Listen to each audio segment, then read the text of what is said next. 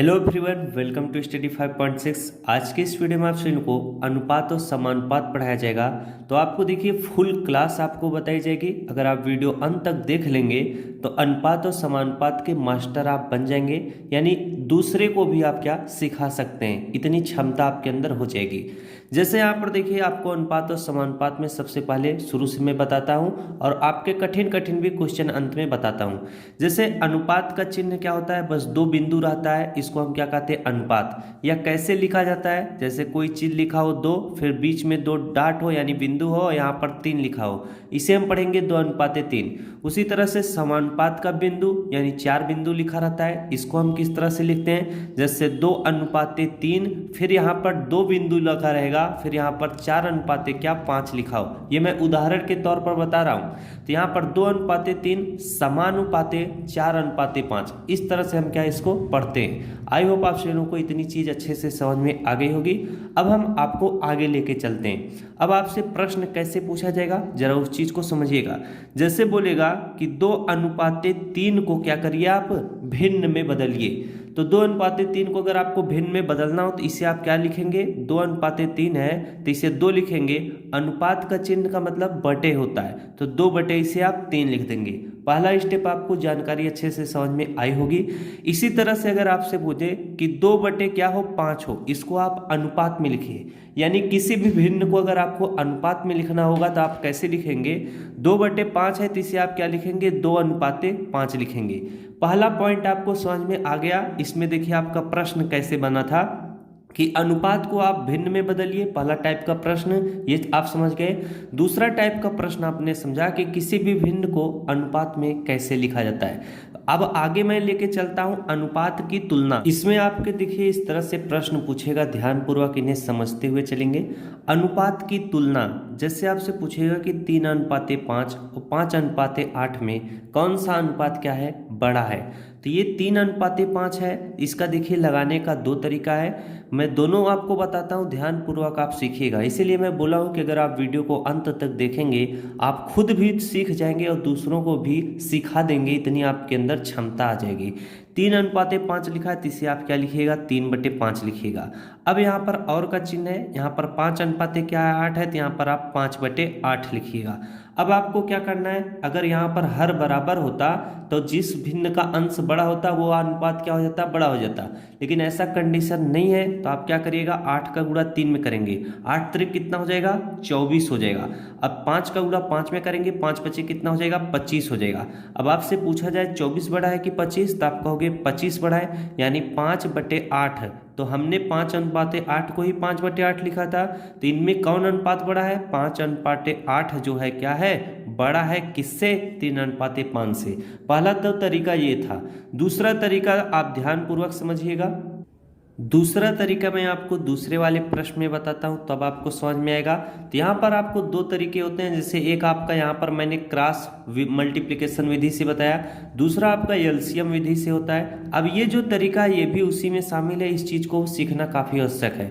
जैसे यहाँ पर 40 पैसे अनुपाते 2 रुपए और 60 पैसे अनुपाते 4 रुपए में कौन बड़ा है। अगर इस तरह से आपसे पूछ दिया जाएगा तो आप सीधे से इसे बताओगे कि 60 पैसे अनुपाते 4 अनुपाते क्या है, बड़ा है। लेकिन लगाने का तरीका जरा सीखिएगा, शायद आप गलत भी बता सकते हो, आपको शुद्ध रूप से बताना है। 40 पैसे अनुपाते 2 है तो इसे आप क्या लिखिएगा, 40/2 लिखिएगा। ये क्या है, 60 पैसे अनुपाते 4 है तो इसे आप क्या लिखिएगा, 60/4 लिखिएगा। अब यहाँ पर देखिए पहला तरीका से या तो आप क्रॉस मल्टीप्लिकेशन करिए, 4 का गुणा 40 में कर लेंगे, कितना हो जाएगा, 160, और 2 का गुणा 6 में कर लेंगे, कितना हो जाएगा, 120। तो ये तो एक तरीका है। दूसरा तरीका सीखिए, जैसे अगर हम हर से अंश को भाग दे रहे हैं और अंश पूरी तरह से कट जाए तो और ही अच्छा रहेगा। जैसे हम अगर 40 को काटें तो 2 1 के 2, 2 दूना 4, कितना आएगा, 20 आएगा। 4 से हम इसको काटेंगे तो कितना आएगा, 4 एकम 4 हो जाएगा। फिर यहाँ पर 4 1 के 4 हो जाएगा, कितना आपका बचेगा, 4 पंचे 20। ये कितना है, 15 है, ये क्या है, 20 है। तो कौन बड़ा है, आपका 20 बड़ा है। तो आप कहोगे 40/2 हमने किसको लिखा था, 40:2 को, यानी 40 पैसे अनुपाते 2 रुपया क्या है, बड़ा है किससे, 60 पैसे अनुपाते 4 रुपए से। दूसरा तरीका फिर से मैं बता देता हूँ, इसको मैंने 40/2 लिखा था और इसको मैंने क्या 60 बटे कितना 4 लिखा था। 4 का गुणा हम 40 में करेंगे तो 4 चौक कितना हो जाएगा 16, एक जीरो है तो बढ़ा देंगे 160 बन जाएगा। 2 का गुणा 60 में करेंगे कितना हो जाएगा 120 हो जाएगा। 160 बड़ा है कि 120, आप कहोगे 160 बड़ा है यानी 40/2, तो हम कहेंगे 40 पैसे अनुपात 2 रुपया बड़ा है किससे 60 पैसे अनुपात 4 से। इस टाइप के प्रश्न अगर आपको समझ में आ गए हैं तो अब हम प्रश्न को थोड़ा और बढ़ाते हैं। ये देखिए आपसे प्रश्न इस टाइप से पूछे जाएंगे। अगले टाइप के प्रश्न है अनुपातों का सरलतम रूप ज्ञात करें। इस टाइप से प्रश्न पूछेगा। जैसे यहाँ पर 2:16 दिया है, इसका सरलतम रूप क्या होगा, तो आपको इस तरह से लिखना होगा 2/16। अब आप इसे काट पीट कर सरल करिएगा। 2 1 के कितना होगा 2, 2 8 कितना होता है 16, यानी 1/8 आ चुका है। तो इसे आप क्या लिख सकते हो 1:8 लिख सकते हो। इतनी बात समझ में आई। अब यहाँ पर 36 अनुपात क्या है 72 है, तो इसे हम 9 से काट सकते हैं। 9 चौक कितना हो जाएगा 36 और 72 को काटेंगे कितना 9 8 72, ये 4:8 मैंने लिखा। अभी भी इसको आप काट सकते हो 4 1 के 4, 4 दूना 8, इसे हम बटे में करके लिखते हैं। जैसे देखिए 36 बटे कितना 72।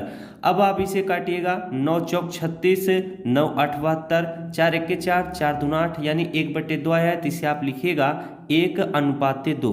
तो 36 1 के 36, 36 दूना कितना होता है वो 72 होता है। अगर आप कुछ टेबल ऐसे होते हैं जिनको आप याद रखा करिएगा, वो ऑटोमेटिक याद हो जाते हैं। तो 1:2 इसका क्या होगा सरलतम रूप होगा। इसका क्या होगा 2:16 का सरलतम रूप 1 क्या होगा 8 होगा। अब हम आपको आगे प्रश्न की तरफ लेके चलते हैं। अब आपका शुरुआत होता है समानुपात के प्रश्न। अभी आप जितने प्रश्न देखे हैं वो सभी क्या थे अनुपात में थे। अब समानुपात में किस टाइप से प्रश्न पूछा जाएगा इस चीज को सीखिएगा। प्रश्न है कि 2:4 समानुपात 3:6। कुछ इसमें मैं पहले बेसिक सिखाता हूं, इसके बाद आपको प्रश्न कराता हूं। जैसे यहाँ पर देखिए 2:4, जो 2 है और 6 है, ये आपका क्या कहलाता है, ये आपका वाह्य अनुपात कहलाता है, यानी बाहरी अनुपात। और जो आपका 4:3 है यह आपका क्या मध्य अनुपात कहलाता है। इतनी बात आपको समझ में आ गई होगी। तो प्रश्न कैसे पूछा जाएगा अभी मैं कराता हूं। उसी तरह से 3 और 120 क्या होगा वाह्य अनुपात होगा, 18 और ये 20 क्या होगा मध्य अनुपात होगा। इसमें देखिए इसकी जरूरत क्यों होती है, जरा इस चीज को समझने का प्रयास करिएगा। आपसे प्रश्न पूछेगा कि क्या यह समानुपात में है, 2:4 समानुपात 3:6। इसका कहने का मतलब होता है कि जैसे 2:4 है तो इसे आप 2/4 लिखेंगे। समानुपात का चिन्ह है उसे आप बराबर का चिन्ह लाएंगे। जो अनुपात होता है उसे आप बटे में लिखिएगा, जो समानुपात का चिन्ह होता है बराबर में। और 3:6 है तो यहाँ पर 3/6 लिखिएगा। अब आपको बताना है कि क्या 2/4 बराबर है 3/6 का, तो कैसे पता करेंगे। जब हम 2 1 के 2, 2 दूना 4 करेंगे, यानी 1/2 यहाँ पर आया, इसको काटेंगे 3 1 के 3, 3 दूना 6 करेंगे, 1/2 इधर आया, इधर भी 1/2 है, इधर भी 1/2 है, हम कहेंगे यह समानुपात में है। अगला प्रश्न देखिए आपसे पूछेगा कि समानुपाती पदों में यक्स का मान ज्ञात करें। अब यहाँ पर जो यक्स लिखे गए हुए उनका आपको क्या मान आपको निकालना पड़ेगा। जैसे आपको मैं बताया था कि वाह्य पदों का गुणनफल बराबर होना चाहिए मध्य पदों का गुणनफल। इस तरीके से आप सॉल्व कर सकते हैं। तो दोनों तरीका मैं बताता हूँ। यक्स अनुपात 10 लिखा है, यहाँ पर समानुपात 20:40 लिखा है। आपको यक्स का क्या मान निकालना, यानी यहाँ पर कौन सी गिनती होगी, कौन सी संख्या। तो आप क्या करिएगा यक्स गुणे 40 करिएगा। यक्स गुणे 40 करेंगे तो कितना होगा, चलिए यक्स गुणे 40 करेंगे, बराबर हम करेंगे क्या 10 गुणे 20 करेंगे, यानी वाह्य पदों का गुणनफल होना चाहिए मध्य पदों के गुणनफल के बराबर। तो 10 गुणे हम क्या करेंगे 20 करेंगे। अब आप इसे सॉल्व कर सकते हैं। यहाँ पर देखिए 20 का गुणा अगर आप 10 में कर देंगे तो 20 दाम में कितना हो जाएगा 200। तो इस तरह से आप गुणा मत करिएगा। जब भी इस टाइप के कैलकुलेशन है तो आप यक्स बराबर क्या लिखेंगे 10 गुणे 20 है तो इसे आप 10 गुणे 20 ही रहने दीजिए। अब आप बटे का चिन्ह लाइएगा, 40 यक्स के साथ गुणे में है तो बराबर की साइड में आएगा तो क्या होगा भाग होगा। तो यहाँ पर हम क्या 40 लिख लेते हैं। अब हम क्या करेंगे यहाँ पर 0 से 0 को काट देंगे, 2 से 4 को काट सकते हैं, 2 1 के 2, 2 दूना 4 हो जाएगा। 2 से हम 10 को काटेंगे, 2 पंचे 10 होगा। इस तरह से हम इसलिए आपको बता रहे हैं इससे संख्याएं आसानी से कट जाती हैं। अगर बड़ी संख्या भी आ जाता तो आप उसे काटने में आपको समस्या होगी। तो यक्स बराबर क्या होगा 5 होगा, यानी यक्स की यहाँ पर कौन सी संख्या होगी 5 होगी। अब इस चीज को जरा सीखिएगा। यहाँ पर 30:120 है, तो इसे आप 30 बटे क्या लिखिएगा, 120 लिखिएगा। ये दूसरा तरीका है। समानुपात है तो बराबर का चिन्ह लाएंगे। यक्स अनुपात 300 है तो यक्स बटे क्या होगा, 300 लिख लीजिएगा। अब यहाँ पर अगर आपको यक्स का मान निकालना होगा, ये थोड़ा कठिन तरीका है, वैसे आप इजी भी कर सकते हैं, कठिन भी कर सकते हैं। अगर आपकी प्रैक्टिस हो जाएगी तो आपके लिए सरल हो जाएगा। यहाँ पर हम क्या करेंगे, 30 का गुणा 30 के साथ, 300 का गुणा 30 के साथ करेंगे। 30 गुणे कितना हो जाएगा, 300 हो जाएगा। बटे में कितना 120 है, तो बटे में हम क्या करेंगे, 120 लिखेंगे। बराबर क्या होगा, बराबर आपका यक्स होगा। अब देखिए कौन सी संख्या किससे कटेगी। चलिए हम इसको 30 से 120 को काटते हैं, 0 से 0 कट जाएगा। 3 चौके कितना हो जाएगा, 12 हो जाएगा। 4 से 300 कटेगा, तो चलिए हम काट के देखते हैं। 4 1 4 हो जाएगा, और 4 7 कितना होगा, 28 होगा। 2 बच रहा है, तो 4 5 कितना हो जाएगा, 20, यानी 75। यक्स बराबर 75 आया है, तो हम लिखेंगे यक्स बराबर क्या होगा, 75 होगा। यानी यक्स की यहाँ पर क्या होगा, 75 होगा। इस तरीके से आप ऐसे प्रश्नों को क्या करेंगे, सॉल्व करेंगे। अधिकतर ऐसे प्रश्न आपसे पूछे जाते रहते हैं। लगभग आज के लिए मैंने सारे प्रश्न करा दिए हैं। आज के लिए बस इतना ही। आप इन्हीं सब पर क्या करिएगा, प्रैक्टिस करिएगा। यही क्या है, अनुपात और समानुपात के बेस है। जब आपको ये चीजें आती रहेंगी तभी आप समानुपात और अनुपात के बड़े बड़े प्रश्नों को सॉल्व कर पाएंगे। तो मिलते हैं आपसे नेक्स्ट वीडियो में। अगर जानकारी अच्छी लगी हो तो वीडियो को लाइक कीजिएगा। Thanks for watching. All of you.